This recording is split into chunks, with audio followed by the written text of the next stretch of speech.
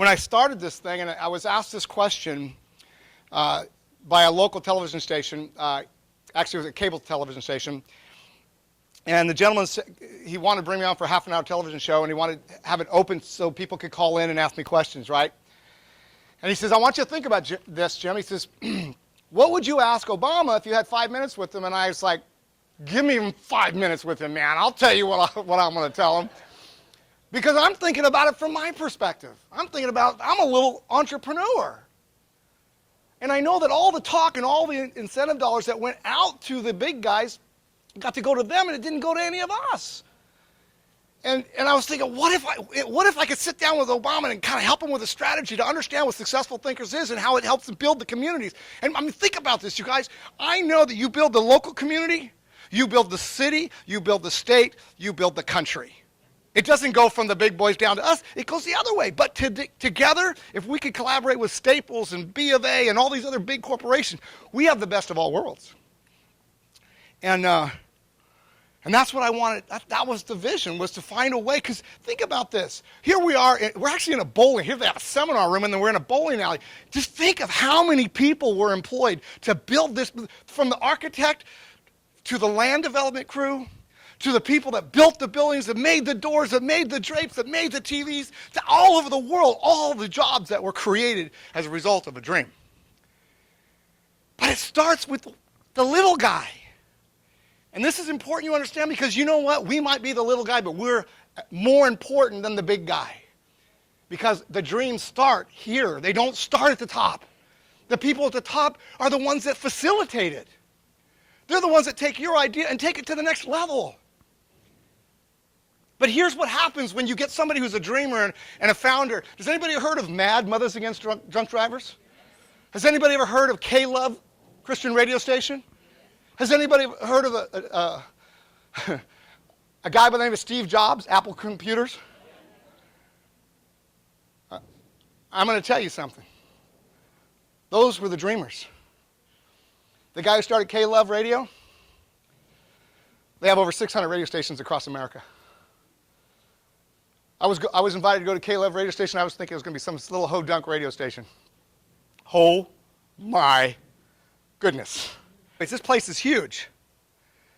I mean, it was 100,000 square feet. You need to go there and check out. They've got everything you can imagine with radio stations all across America. But you want to know what happened to the dreamer? They got rid of him. No, I'm serious. The guy who had the vision, the guy who had a dream. Because somebody came along, probably smarter than him, to be quite honest with you. And I know there's smarter people than me here in this room.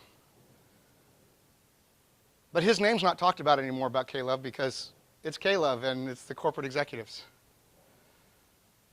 When the corporate executives of Apple Computer came along, they got rid of Steve Jobs. Are you following me? Your dream is your dream. You need to hold on to that thing and go after it. Mothers Against Drunk Driving. The cause that she created was powerful. Would you agree? Changed lives, saved lives, probably millions of lives. A woman with a dream. And a few years ago, I was sitting in my church at what they call a town hall meeting. Thank you. And I really didn't understand all the feuding and all the stuff that was going on, because I really didn't get it.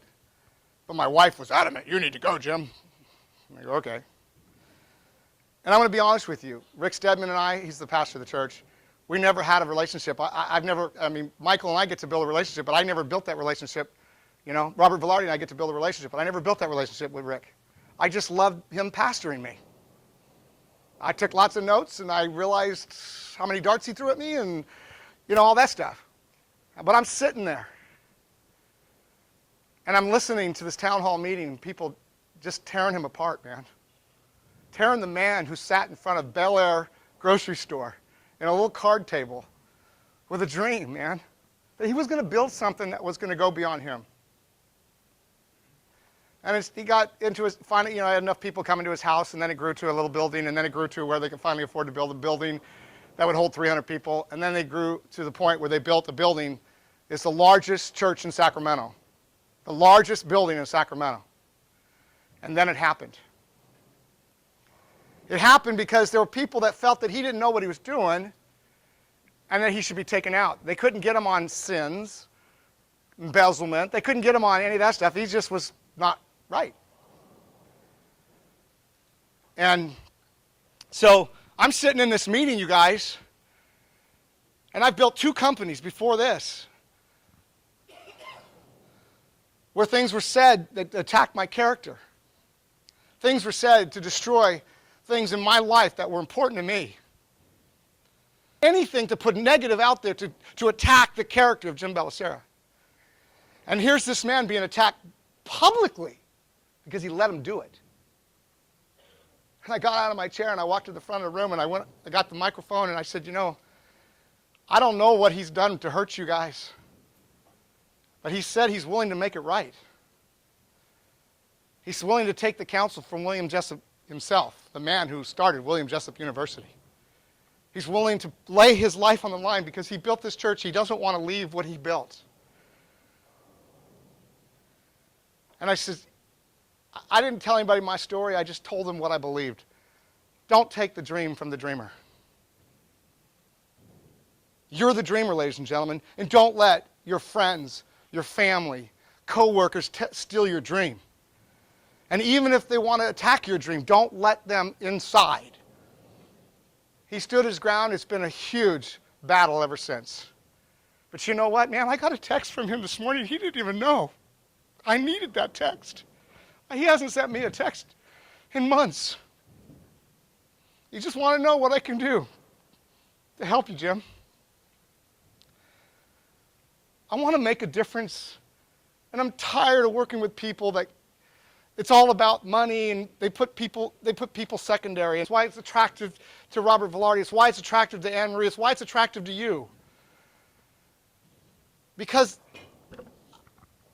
people encourage me. People give me hope. And if we have to go out and build our business by ourselves, we're by ourselves. When I walk in this room and I realize the energy, the synergy, the love, this is successful thinkers.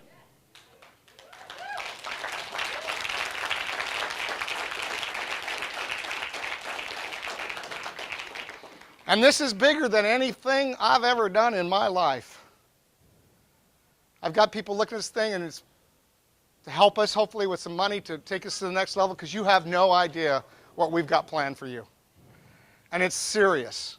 And it's big. And the bigger we can build this, the bigger you can build your personal business if you're willing to develop relationships with people.